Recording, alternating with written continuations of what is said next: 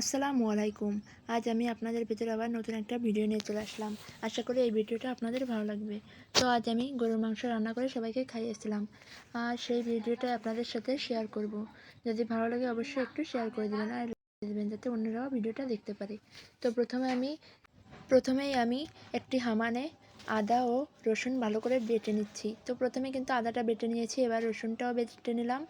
এবার আমি এগুলো রেখে দিচ্ছি একটা প্লেটের উপর। এতে পেঁয়াজ কুচি, আদা বাটা, রসুন বাটা এবং কিছু চুই ঝাল রেখেছি। আমাদের নিজেদের চুই ঝাল গাছ আছে, তো ওইখান থেকে এরকম ছোটো ছোটো চুই ঝাল নিয়েছি। আর ফ্রিজে শুকনো মরিচ বাটা ছিল, সেটা বের করে পানিতে ভিজিয়ে রেখেছি। তো এখন আমি মাংসের ভেতরে ছোটো ছোটো করে আলুর টুকরো করে দিয়েছি।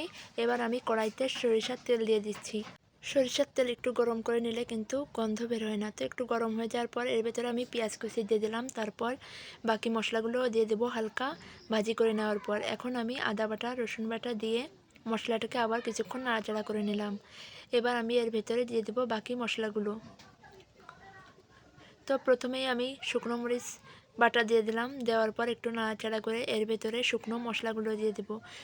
আমি বাকি মশলাগুলো গুঁড়ো ব্যবহার করতেছি। তো প্রথমে গরম মশলা গুঁড়ো, ধনিয়া গুঁড়ো, জিরা গুঁড়ো দিয়ে ভালো করে এই মশলাটা নাড়াচাড়া করে হালকা ভাজি করে নিব। তারপর এতে অল্প পরিমাণে পানি দিয়ে এটা কিন্তু ভুনা করে নিতে হবে। তো তার আগে আমি এতে স্বাদমতো লবণ ও পরিমাণ মতো হলুদ দিয়ে একটু পানি দিয়ে দিলাম। দিয়ে এই মশলাটাকে একদমই কষিয়ে ফেলতে হবে। আর এই মশলাটা যত ভালো কষানো হয় মাংসটা কিন্তু তত ভালোই খেতে হয়।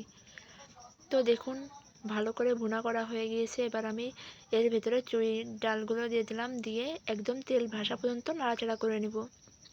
তো তেল কিন্তু অনেকটাই ভেসে উঠেছে, আর একটু ভাজি করে আমি এর ভেতরে মাংস দিয়ে দিচ্ছি। তো মাংসগুলো সবই দিয়ে দিচ্ছি। আর এভাবে কিন্তু যে কোনো মাংস রান্না করার সময় মশলাটা ভালো করে ভুনা করে নিলে সেই মাংস খেতে অনেক মজার হয়। তো এখন আমি মাংসটাও অনেক সুন্দর করে কষিয়ে নিচ্ছি। নেওয়ার পর এতে আমি কষানোর জন্য একটু পানি দেব। আর এই পানিটা শেষ করে নিলেই কিন্তু মাংসটা সিদ্ধ হয়ে যাবে। তো অতিরিক্ত পানি দিচ্ছি না, যতটুকু প্রয়োজন। তারপর এটা একেবারে শুকিয়ে গেলে পরে আবার ঝোলের পানি দেব। যেহেতু গরুর মাংস একটু বেশি করে সময় লাগে টাইম সিদ্ধ হতে, তো সেজন্য আগে থেকে আমি এভাবে শুকিয়ে নিলাম একবার পানি দিয়ে।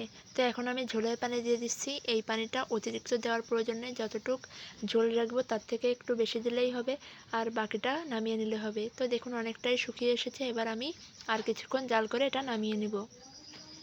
এখন নামানোর মতো হয়ে গিয়েছে, তো আমি একটি পাত্রে ঢেলে নিচ্ছি। তো আশা করি এই ভিডিওটা আপনাদের ভালো লাগবে। ভালো লাগলে অবশ্যই একটু শেয়ার করে দেবেন। আল্লাহ হাফেজ।